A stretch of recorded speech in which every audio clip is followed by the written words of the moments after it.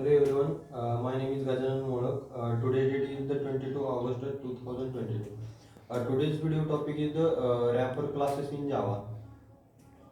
The Java works on the concepts of the object-oriented programming.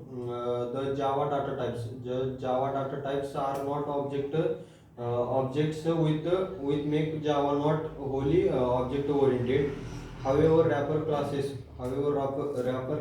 provides a good way around way that the limitations by conversion primitive data types into the objects and vice versa.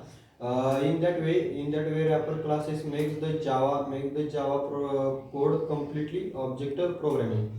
To achieve the conversion of the primitive data types into the object, Java provides the programming with the concept of the wrapper class. This class helps the conversion from the primitive to object, as well as the object from the object to the primitive data types. Creating a wrapper class automatically creates a new field where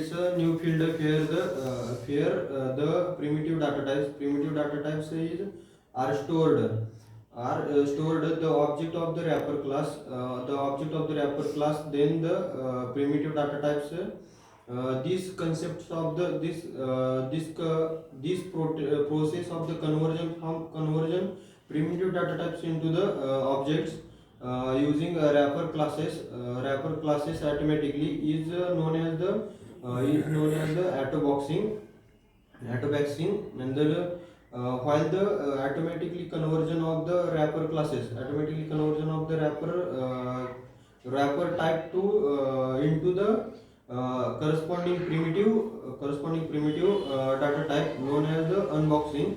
It is the reverse process of the autoboxing, where the wrapper classes are needed for the following reasons. The first reason is to bind the values of the different primitive data types into the object. It helps in performing complete operations and working with collection like hash map, array list, etc.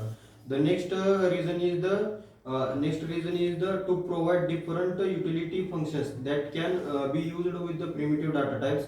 And the third one is the since primitive data types can't give a null value, but the wrapper class they can also act as a work around for the assigning a null value.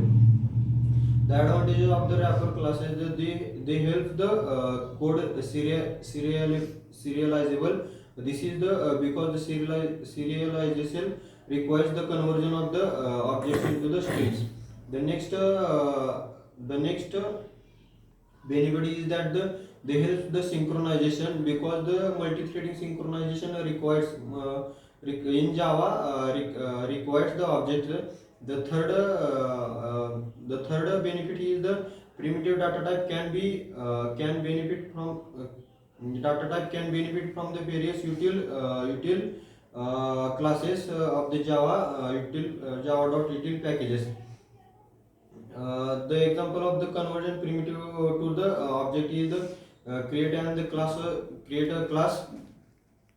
then the converting the float primitive into the object by the taking the float of n variable is equal to 10.10, and then create a object of the float object is equal to float dot value of n. Then after that, the print the value of n space object.